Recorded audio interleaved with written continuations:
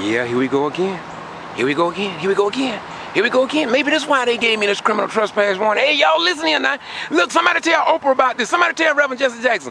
Somebody tell Al Sharpton. Somebody tell the President of the United States that our citizenship rights don't worth a dime here. It seems like the Dred Scott decision is that no black man have rights, that a white man have to respect. Hey, listen and get the rest of the story. And ask yourself, is this why they put me under this criminal trespass warrant here in Valdosta-Lowndes County, Georgia? Hey, are we not a state of laws? Hey, wait, hey, look, check this out, y'all. Mr. Rhines, what also concerned me is the judge never asked me what do I do, what job or anything. He never asked that question to me.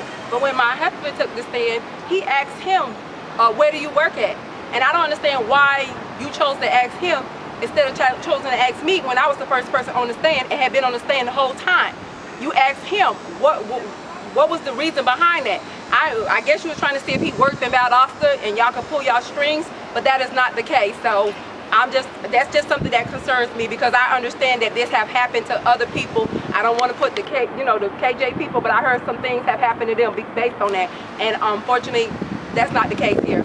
So in other words, you got questions about this whole judicial system, am I correct? Okay. Because the concern was supposed to be about the officer, but you're inquiring about where my husband work at, but yet you don't ask where I work at. How you know I don't work? Right. Unless you done investigated. Okay, thank you. Closing, this is the Ghetto Free Press, and we want to press it in your mind once again that it seems as if though Valdosta, Lowndes County, and the state of Georgia operates under their own set of rules and guidelines. I have the mother of the 14-year-old.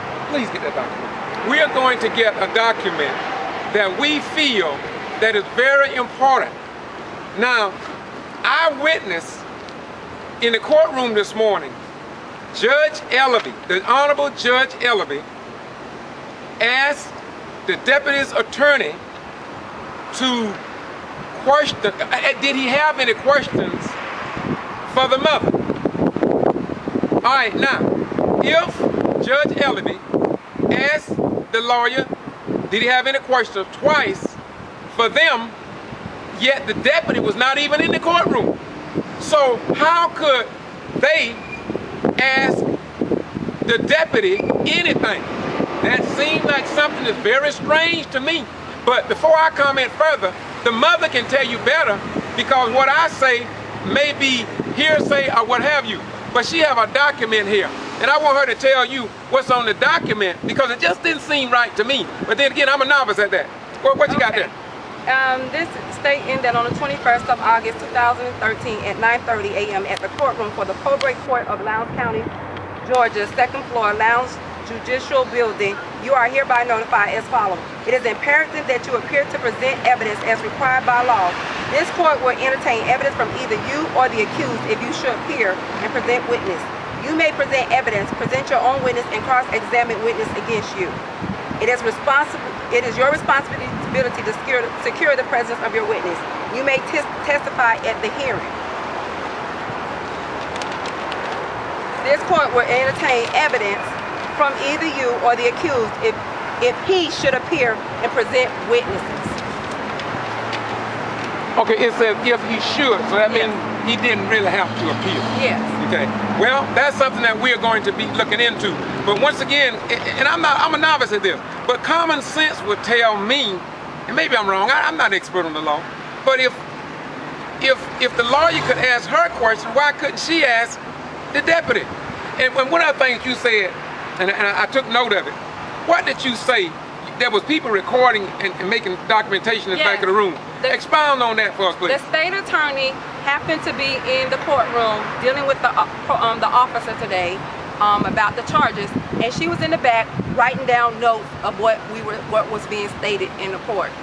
I don't understand what that has to do with her coming in when it wasn't dealing with my child. I guess to gain evidence. I don't understand why she was there in the first place, because it wasn't pertaining to my child. It was pertaining to the officer and what the officer didn't do, and how he did not do his job, and how he falsely wrote a statement, and how he falsely arrested her. And so I don't know what she was there for. There was two people taking notes, and I watched. They took very thorough notes. You think maybe they're gonna use that for your case, or what do you think? Like in terms maybe what you said or what? Yes, I think they're gonna try to use it to the case, but here's the thing. I have not changed what I said from the beginning, so everything I've stated is still gonna be the same thing. One thing about it, my daddy used to tell us when we were growing up, the truth, no matter how long or how many years later, it's gonna be just what it is, the truth. It won't falter, it won't change because it's the truth. And that's the difference. That I really think that's why the deputy wasn't in there, because he had said several statements and he couldn't be able to recalculate what he had to say. And so my thing is, it's not fair because we didn't get an opportunity to cross-examine him as his lawyers were allowed to cross-examine us if he had any questions. But we didn't get an opportunity to cross-examine anybody to point out the facts that the things that he stated to us. So I'm still concerned about why justice did not prevail in the courthouse, and I'm still amazed that although this was supposed to be sent to the Superior Court, and then on the 14th we get they sent out a letter for us stating that it's going to be in Judge Terry Adams' office, at the probate court, and she does not show up. We don't find out who the judge is until we come in trying to get get it to continue. We find out that Judge Ellerbee is presiding over the case, and Judge Ellerbee was retired. So, well, not only that, I made special note of the fact that he put in his record that he didn't know nothing about this case. He said that 2 or 3 times. Yes, he did. Because he was just sitting in for it. So there's a possibility even that might have been, it all seemed pre-planned to me too. Yes. But give us any closing remarks you have. Because here's the thing, even what you were saying about him saying he don't know the case. So if you don't know the case, that means you haven't listened to the radio, you don't watch YouTube, you haven't seen it in the Valdosta today, you did not hear about it from the examiner, so you're just a null and void, you didn't hear anything, and I'm just really like, yeah, you did, you probably did, because you had the paperwork that I presented to the judge, so how you did not hear about the case?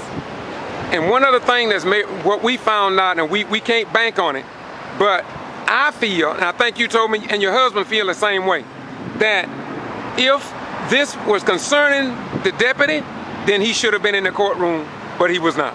Yes.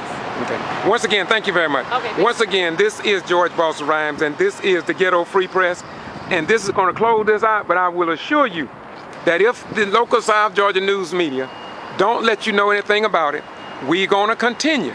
Because I really believe, as a United States Armed Forces retired military veteran, that the people in South Georgia have a right to know what takes place at public meetings and in their community. So they will know if their children and their loved ones are being protected and that their rights are not being violated. Once again, this is the Ghetto Free Press and KYRC Know Your Rights campaign. What?